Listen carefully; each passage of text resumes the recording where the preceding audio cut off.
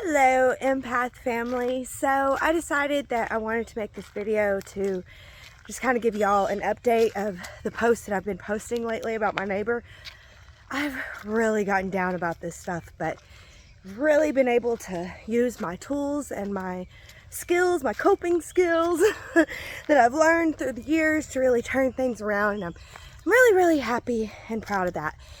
So I'm gonna give y'all a little update on this video, but I'm also going to, in my ADHD way, tell you guys a story with it too. So basically, this place, we got this place, and it's up here on this hill, and we moved into it in 2018, and I honestly did not want to move out here, but basically at the time we were pretty much about to be homeless. I had 3 daughters that really needed their own space. They were about to be teenagers, and I was just praying and begging God. I was just like, I don't care what it is, and I'll be of service to you wherever I am. And God pretty much put us here, and it was very supernatural. Everything was falling through and just wasn't working, and God put us here. And whenever we first got here, I have this thing with my life where I have an imagination, and I've wanted to share this with you guys since moving here, but I've always thought to myself, no, there's no reason to share with them about that because they're not gonna see it, right? But maybe you guys can, and you know, I feel it's so strong in my spirit to share it with you guys now. So anyways, as a kid, there's these movies that we watch, and I believe that we kind of play out these movies as an adult. And I'm always looking for ways that I'm playing out the movies that I used to love and watch. And one of them that I would watch with my sister a whole lot, and we would play the movie out, is The Labyrinth. Well, this right here is a path that goes straight to my dad's. Or if you follow the path, it goes straight to our house. That's where I'm coming from. That's where my kitty cat Salem's walking on now. It's pretty much a straight path. And whenever we first moved here, I'm going to show you the picture because I did take a picture in the book. I'll show you that at the end of the video. So stay tuned for the end of the video. Whenever I first moved here, and I was just taking a walk along this path to check out things and everything, see the path to my dad's. My dad, he was already living there, and my dad is a 12-year-old boy, and he can't seem to grow past being 12. And so, like, he's just always been a 12-year-old boy my whole life, my sister's whole life. And everybody told us not to move next to Dad. Everybody. My sisters were just like, oh my gosh, it's gonna be the biggest mistake of your life. Don't do it. But it's not like I wanted to. It was that I felt like God really needed me to. And again, I don't think it was because of this neighbor that God needs me here. I really think that he needs me here praying and believing in good. And we're on Echo Mountain. We're at the tippy top of Echo Mountain too, where we're at. Well, actually, Dad's is the tippy top of Echo Mountain. So God wants me here praying, loving the world. That's enough. That's enough. So, but whenever we first walked this line, and this is a straight line, if you follow it, it's straight path will go straight to neighbor's house, who in this scenario would be Jareth. So go straight to Jareth, which would be the castle. And whenever I was walking this path, and we straight up came across the freaking worm, that says hello. And she says, did you say hello? And he says, no, I said hello, but that's close enough. And so I'll show you guys a picture of that worm that we came across, and it was on this path. Alright, here is the little worm that I found along that path that would have been the straight path. Woo! So he doesn't look exactly like him, but he's my version.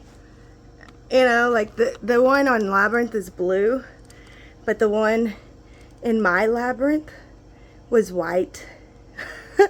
He's like, hello. We found this guy on the path to Pawpaw's one day.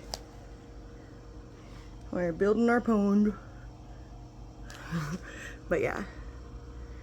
So there he is, guys. That's my labyrinth life. Maybe you can see it and share it with me.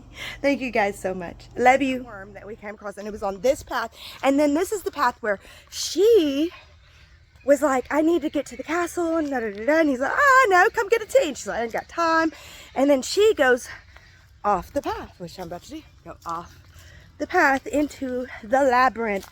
And then the worm says, if she would have just sat on that path, she would have went straight to death. Straight to the castle.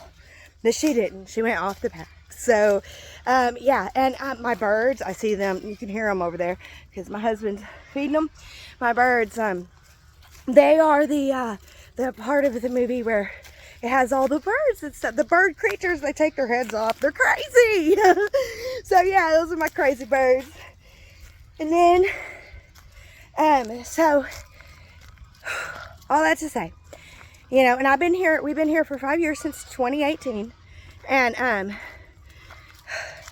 so yesterday, I was doing a possibility walk, all on my own. I didn't have any music or anything, just listening to Mother Nature, talking to God, getting back into enjoying my life, loving my life, despite anything that anyone might say or do. And doing my walk, I was walking across on the path that leads straight to the castle. Not the labyrinth side of the path. And I came upon Dad's area. Now, that's what I've been saying, y'all. I am trailer trash. I come from trailer trash. We're trash. But, and it makes me think about it every time I move up on Dad's place. We try to take care of ourselves the best that we can, and I strongly believe in taking care of Mother Earth, working with Mother Earth. But I do the best that I can, too.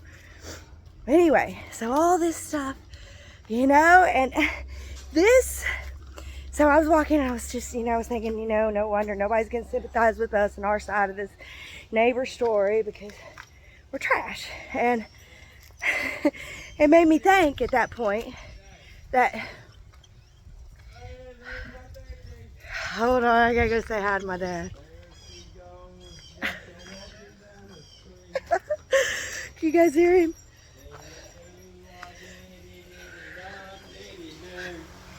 What are you doing? I'm recording. You want to be on You want to be on YouTube? Okay. What are you doing? I'm making a blade for my grader, for my tractor. Ah. Yeah. So you can make your driveway. Yeah. Oh, it's gonna work. It's gonna work. Oh man, you wouldn't believe.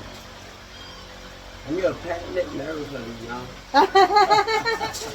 Heck yeah. Hell yeah. Alright, well, I'm gonna keep on walking. Okay, hon. So, you know, I was walking, you know, I see the trashiness of it all. I see that. And try to clean up as much as we can. They do clean up as they go, my sisters and such. But I was thinking about this part, you know, that this is, if y'all know the movie Labyrinth, there's a part where she goes into like a junk bin, and the lady, she comes out and she just loves and adores her, which makes me think of my dad. My dad's that lady. And she makes things out of trash, and she thinks that they're treasures, and she was showing them to her, and she was under the delusion that they are treasures. There are many times where, you know, of all my sisters, I'll be the one to tell Dad that it is a treasure. I'll be able to see the treasure in it, you know? So, yeah. And I was thinking about that. Walking through Dad's part made me think about how he's the trash of the labyrinth. And then I turn and I get to this part where this is where the old drive is, and the fence that he's putting up, if y'all can see it, it's just a line right now. That's where he's going to be putting up his fence. And I start turning this corner thinking about the labyrinth, and then I'm thinking about the ending of Labyrinth and everything. And he was sitting right down there, you guys. Like, see the fence that he put up? He was on his side, sitting right down there in a little four-wheeler thing. I didn't see him. I didn't see him at all. I was just turning this corner. Whoop, thinking about the labyrinth and how Dad is the trash lady that thinks all this trash. He turns trash into treasures, and he does his best, bless his heart. I mean, I love him, but he's a lot to put up with, guys. That's a lot too. But anyway, that's another story, another day. I was turning around here and I was thinking about the labyrinth, and first of all, every time I see this fence, I pray over it, because I'm just gonna pray over it. And so the first thing I did is I came and I was praying over the fence, and he was just sitting right down there, y'all. Right down there. You'll see whenever we get there. And I'm thinking about the labyrinth, and I played the labyrinth so many times as a little girl, and I've been here for 5 years. I've been going, I've seen every single part of the labyrinth in my life, and we're at the end now. And it's right after going through the Trash's Treasures part and then the Goblin City, and I just started saying it through. I'm not sure if I can say this exactly right on YouTube, so I might mess it up on purpose. So forgive me for murdering it, but through dangers untold and hardships unnumbered, I have fought my way to this castle. Through the Goblin City. My will is as strong as yours. And at the time that I was saying it, I was like trolling around. My will is as strong as yours, and my kingdom is great. And I always wondered why she would forget that last line, because I never would. And then I was like, right here at this point where he was sitting. And I go, you have no power over me. And his face was right there, like where the camera is almost. He's sitting in his little side-by-side thing right there. And that's the first time that I saw him, but he probably saw me from the beginning up there, twirling around, saying, through dangers untold and hardships unnumbered, I have fought my way to the castle through the Goblin City. My will is as strong as yours, and my kingdom is great. You have no power over me. And then I seen him, and my heart just went, ba-boom, ba-boom. I was like, but what I did was, I laughed. I was like, and then I just kept walking. And this is my side of the fence, so I can walk on it. And my heart was just like, beating out of my chest. And he was like sitting there carving something. He just kept carving, and he just looked at me whenever I said that. You have no power over me. And he just looked at me. And yeah, I kept walking. So now we got to go into the part where Dad's making his new drive here. Dad's been working hard. That's the old drive that he was working hard to make, but it turned out to be on his property. So now Dad's making the new drive on our property. And I walked over here just like this because you can't really. So Dad's putting trash, and he puts dirt over the trash to make his new drive, because that stuff will keep it from going. Dad said that's what we got. We're going to work with what we got. Anyway, I'm not trying to get anybody on my side or anything, just trying to do my own thing. And the truth is, my will is as strong as his, and my kingdom is as great. So he has no power over us, and he can have his little castle. I don't care anymore. It doesn't bother me anymore. Whew.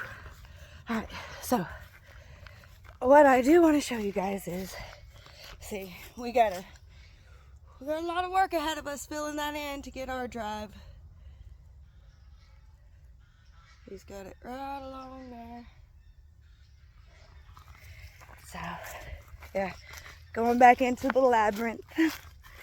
And I will record the picture, because I took a picture and I put it in my book for the little worm whenever we first moved out here. So I want to show you guys though what he's done. And for me, I think it's a safety hazard, but my husband and my dad said right now it's not a safety hazard, and by the time he puts his fence up fully, we'll have our own driveway, so it won't be a safety hazard.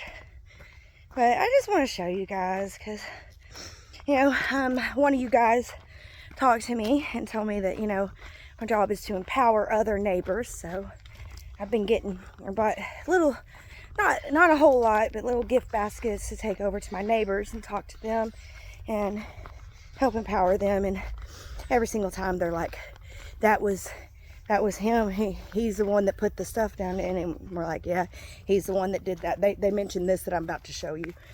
And my neighbors, at least, are on my side, and they see that as a really, really messed up. And my one neighbor, he's a preacher, and he asked me to please not see him as the ideal Christian at all, because he told me there's nothing Christian-like about what he's done. So, this is our side, and then that's his side. And then because y'all saw that up there, for me, it's a safety hazard, because if an ambulance, or let's say my dad's house caught on fire and we have to call the fire department to get it out before it spreads across the neighborhood. Well, the fire department would get up to where this line, because they would go on this side thinking that this side would help them get there. But my husband said, it's not a big deal. He said, the fire truck will knock them stands over. But once it's a fence, are they going to knock it over? And I don't know if we're going to be in trouble or not. So, but anyway, this is what he's done and what he's doing. And, yeah, we're going to build ourselves our own little drive too. So, I just want to show you guys that. And then I'm going to head on back up to my place through the labyrinth. And well, yeah, I had to edit some parts out. Sorry about that, guys. So yeah, I just wanted to show you guys that, and I'll show you guys the little worm whenever I get back in there. And I just wanted to tell you guys that story because I really do feel like the labyrinth is playing out in my life. I did not expect him to be there. I just felt inspired to say, it was just like, say the ending of the movie. And I was like, okay. Oh my gosh. And I never forget that last line. I won't forget it. You have no power over me, for my will is as strong as yours, and my kingdom is great. All right. All right, so I'll show you guys the worm, and then thank you guys so much for watching and joining me on this crazy escapade of life. Love you guys. All right, guys, so he's put up the fence, and all this is pretty much on the property line, which would make it a shared fence, but I don't want to share a fence with him. I do not consent. But he moved it back over. So this is the part where the cops told him he had to take it up, and he moved it right back over. So hold on, I'm gonna talk to my dad here. So this is my problem with the fence. This right here is the only way they can get in and out to the house right now. This right here, as you can see, it goes all the way down. There ain't no way to get in and out of the house right now. I know. That's what I'm trying to say. And the thing is, if my dad happened to need an ambulance, that ambulance couldn't get in. If the fire broke out up here, the fire would spread all over before the fire truck could come and help. That's my problem with this. Like, why couldn't he wait until we could be safe? That's my only thing. Now, hold on. Now, I had to confirm with my husband that his plans are still in place. Now, I don't know why my dad would put this on his fence. That's my dad's shovel, so. I'm not upset with this. It don't bother me one dang bit. To let this bother me would be like letting him win. So I asked my dad if he can still, which look all the work my dad's been doing with his poor self.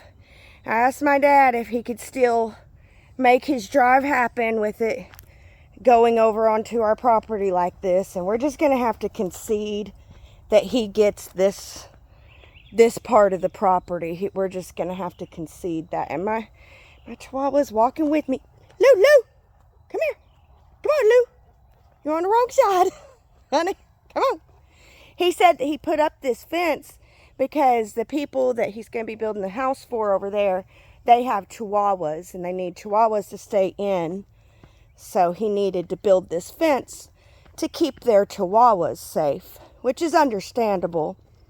And I didn't mean to bring my chihuahua over here. I'm going to be honest with you guys. I did not mean. I don't know where it cut out. But my sister is the one who is hurting the most over this fence because, well, luckily for her, yesterday morning, she went to work at 5 a.m. So she was able to get out before he locked us in. And so now her car is able to park over at my place and she can walk across to get home. But if not, if he would have locked her in, if she wouldn't have had work at 5 a.m., she would have been locked in. And even though she has a car, she wouldn't have a way to get to her work. But my sister's the one that does the grocery shopping for my dad and stuff like that. And yesterday when she got off work, she worked from 5 a.m. to 2 p.m. And she got off work and had to go grocery shopping. And she had to carry groceries all the way across because of the love of our neighbor. So that saddens me that he's hurting innocent people. My sister has nothing to do with any of this stuff. Let's see. Since I have her up here, I got my dogs all walking with me. That's Marshall. Old man Marshall. Old dog. Take her. Okay. Come here, Lou. Come on. Come on, Lou. Oh, look. It didn't keep a chihuahua out. Oh, it didn't keep the chihuahua out. Can you do it for us again? Yeah, look at there, Lulu. Yeah, Lulu's. Oh. So that's why he built the fence, was for dogs like Lulu. It does keep Tucker out, though. Tuck! Oh, those are good neighbors. All right, guys, that's all I wanted to do is show you guys the final thing. If my house is, if it catches on fire up there, it might just go all the way across. Hopefully that way.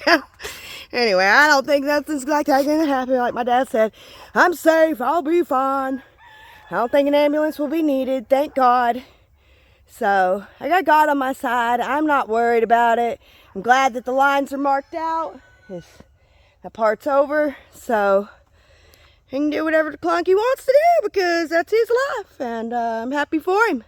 I'm grateful to be here, and I'm loving my life. So, just wanted to let you guys see what the results happen to be. You guys said you were invested. All right, guys. Love you guys so much. Stay bright. Stay loved.